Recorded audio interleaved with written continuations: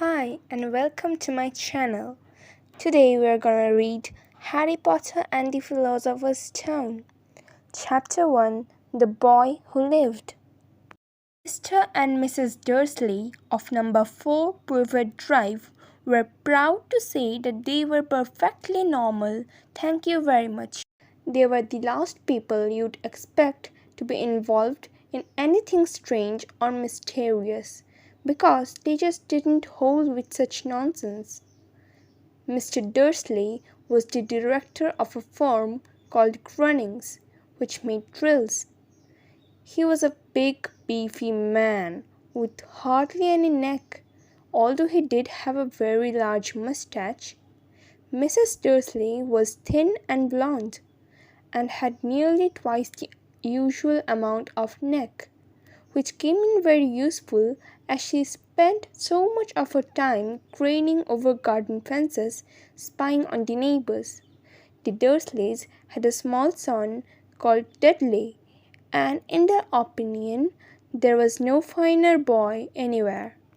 The Dursleys had everything they wanted, but they also had a secret, and their greatest fear was that somebody would discover it.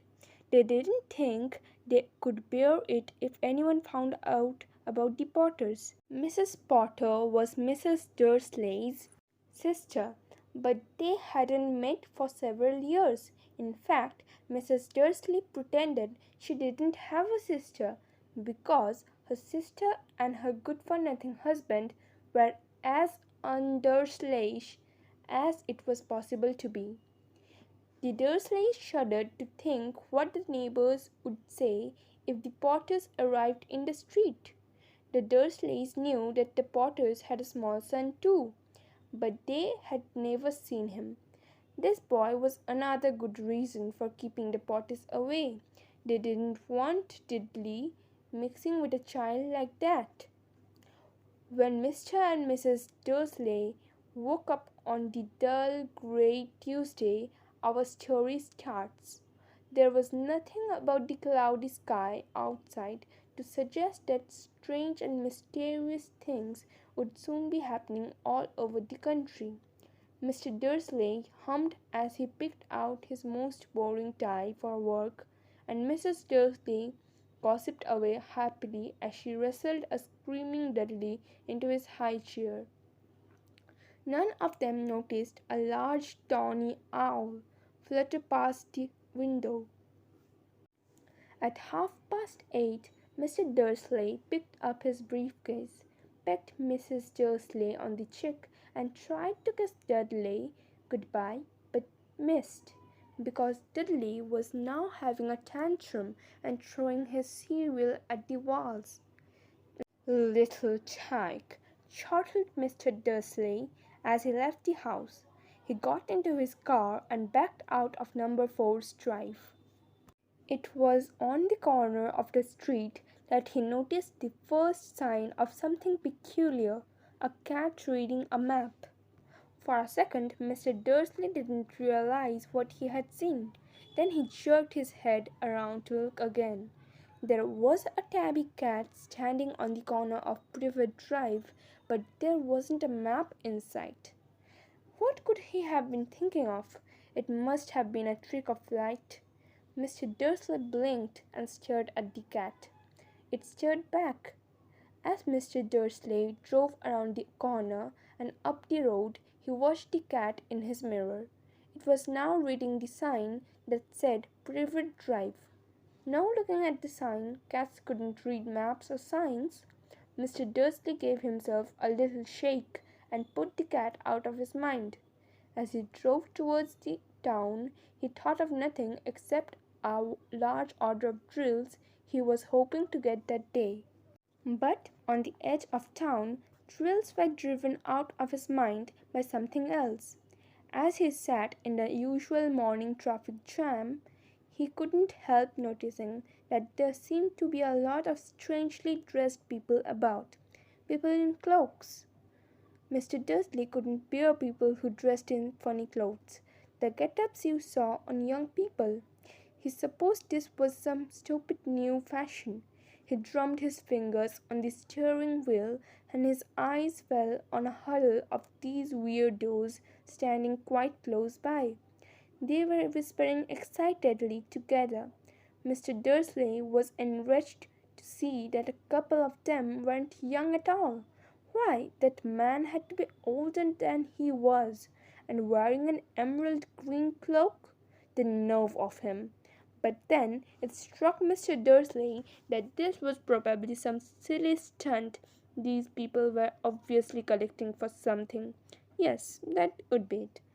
The traffic moved on, and a few minutes later Mr. Dursley arrived in the Groening's car park, his mind back on drills. Mr. Dursley always sat with his back to the window in his office on the ninth floor. If he hadn't, he might have found it harder to concentrate on drills that morning. He didn't see the owl swooping past in broad daylight. Though people down in the street did, they pointed and gazed open-mouthed as owl after owl sped overhead. Most of them had never seen an owl even at night time. Mr. Dursley, however, had a perfectly normal owl-free morning. He yelled at 5 different people. He made several important telephone calls and shouted a bit more. He was in a very good mood until lunchtime, when he thought he'd stretch his legs and walk across the road to buy himself a bun from the baker's opposite. He'd forgotten all about the people in cloaks until he passed a group of them next to the baker's. He eyed them angrily as he passed. He didn't know why, but they made him uneasy.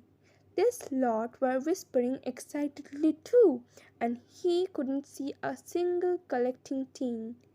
It was on his way back past them, clutching a large doughnut in a bag, that he caught a few words of what they were saying.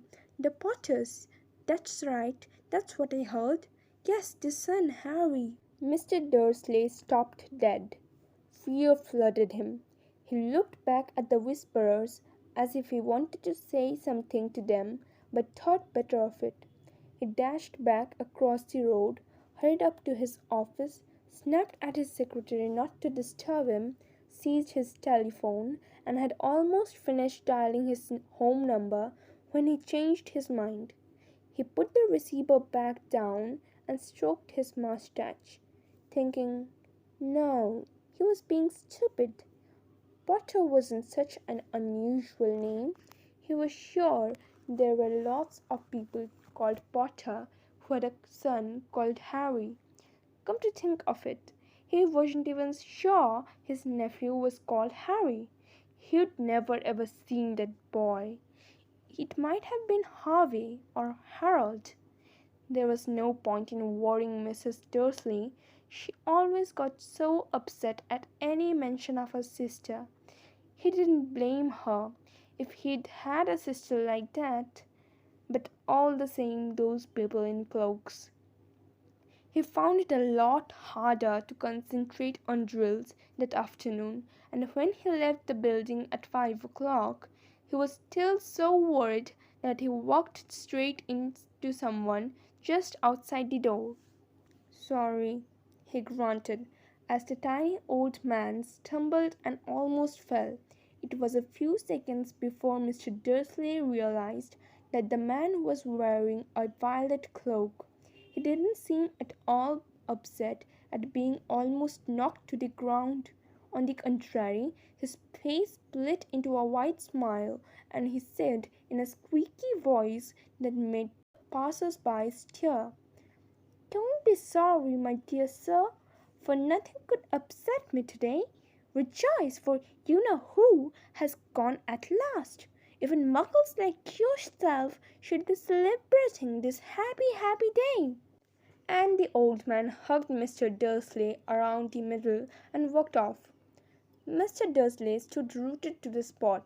He had been hugged by a complete stranger.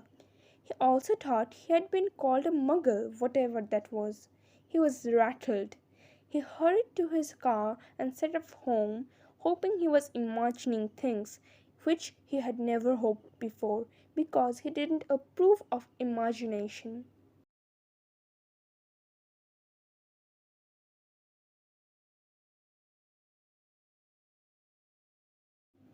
So this was the part 1 of chapter 1, The Boy Who Lived.